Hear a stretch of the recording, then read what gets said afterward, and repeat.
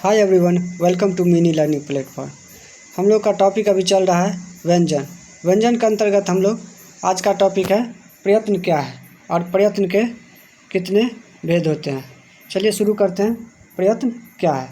प्रयत्न ध्वनि को उच्चारित करने के लिए किसी न किसी प्रकार का प्रयत्न अवश्य करना पड़ता है। ध्वनि को जो हम लोग उच्चारण करते हैं उसमें जो प्रयत्न की आवश्यकता पड़ती है वही प्रयत्न कहलाता है। प्रयत्न दो प्रकार के होते हैं। यह प्रयत्न जो है कितने प्रकार के होते हैं? दो प्रकार के होते हैं। ये दो प्रकार कौन कौन से हैं समझते हैं। फर्स्ट है आपको क बाह्य प्रयत्न, सेकंड है ख अभ्यंतर प्रयत्न या आंतरिक प्रयत्न। क बाह्य प्रयत्न किसे कहते हैं? जो प्रयत्न मुख्य विचार से बाहर हो उसे बाह्य प्रयत्न कहते हैं। मुख्य विचार से बाहर हो उसे बाह्य प्रयत्न कहते हैं। बाह्य प्रयत्न के आधार पर ध्वनियों के भेद। कोई एग्जाम में आपसे क्वेश्चन डायरेक्ट पूछा जाएगा, बाह्य प्रयत्न के आधार पर ध्वनियों के कितने भेद होते हैं? तो आंसर हो जाएगा बाह्य प्रयत्न के आधार पर ध्वनियों के दो भेद होते हैं।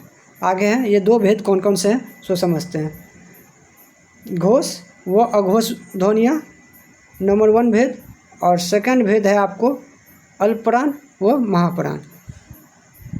आगे है बाह्य प्रयत्न के आधार पर ध्वनियों के दो भेद होते हैं। फर्स्ट हो गया आपको घोष व अघोष ध्वनियाँ और सेकंड हो गया आपको अल्पप्राण व महाप्राण ध्वनियाँ। आगे समझते हैं हम। घोष सघोष ध्वनियाँ किसे कहते हैं? घोष बोलिए या सघोष बोलिए एक ही बात हुई, या तो घोष बोलिए या सघोष बोलिए बात एक ही हुई। ऐसे वर्ण जिनके उच्चारण में स्वर तंत्रिका पर जोर पड़ता है सघोष ध्वनियाँ कहलाती है। सघोष या घोष ध्वनियाँ ऐसे वर्ण जिनके उच्चारण में स्वर तंत्रिका पर अधिक जोर पड़ता है सघोष या घोष ध्वनियाँ कहलाती है। आगे है, एक मिनट, एग्जाम में आपसे डायरेक्ट क्वेश्चन पूछा जाएगा घोष या सघोष ध्वनियाँ कौन कौन सी है। तो समझते हैं। प्रत्येक वर्ग का तृतीय, चतुर्थ व पंचम वर्ण घोष ध्वनियाँ कहलाती है। प्रत्येक वर्ग का तृतीय, चतुर्थ व पंचम वर्ण घोष ध्वनियाँ कहलाती है। सबसे पहले तो हम लोग समझते हैं स्पर्श व्यंजन कौन कौन से हैं। क वर्ग से लेके प वर्ग के अंतर्गत 5x5 के क्रम में स्पर्श व्यंजन कहलाता है। तो उसी स्पर्श व्यंजन के अंतर्गत घोष ध्वनियाँ हो गई आपको तृतीय, प्रत्येक वर्ण का तृतीय, चतुर्थ व पंचम वर्ण घोष ध्वनियाँ कहलाती है।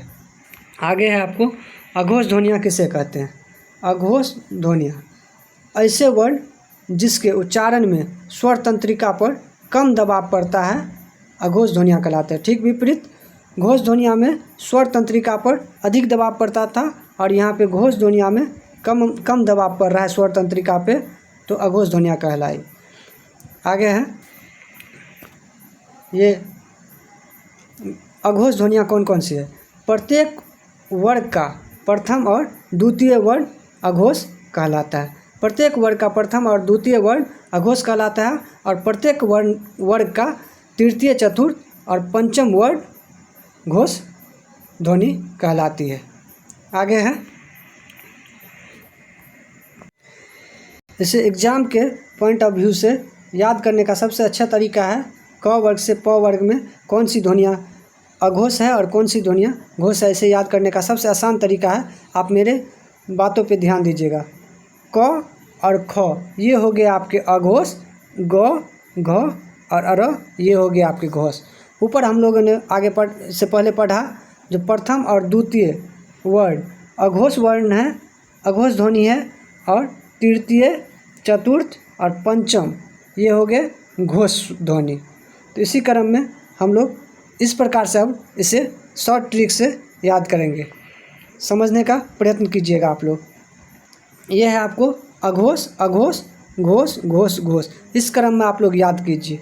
छोड़ दीजिए आप लोग क वर्ग में कौन सा घोष है और कौन सा अघोष है।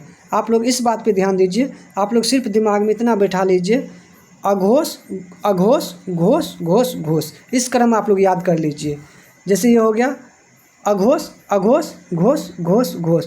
तब इस क्रम हम लोग याद अपने दिमाग में बैठा लेंगे, अघोष अघोष घोष घोष घोष, अघोष अघोष घोष घोष घोष। इस क्रम में अगर बैठा लेंगे तो आपको आगे कहीं समस्या नहीं होगी।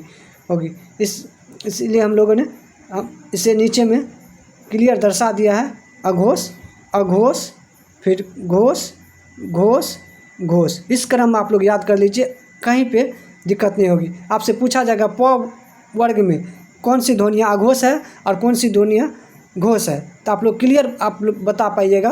जब आप सीधे माइंड में याद कीजिएगा अघोष अघोष घोष घोष घोष, तो आपको पता चल जाएगा प और फ हो गया अघोष, ब भ और म हो गया घोष ध्वनियाँ। आशा करते हैं आपको यह वीडियो अच्छा लगा होगा, तो वीडियो को लाइक ज़रूर कीजिएगा, और चैनल पर नए हैं तो चैनल को सब्सक्राइब कीजिएगा। और जो भी कमी नज़र आए उसे आप लोग कमेंट में अवश्य लिखिएगा, जी हाँ कुछ कमी है, उसे हम सुधार करने का कोशिश करेंगे। चलिए नेक्स्ट वीडियो में हम लोग बात करेंगे अल्पप्राण।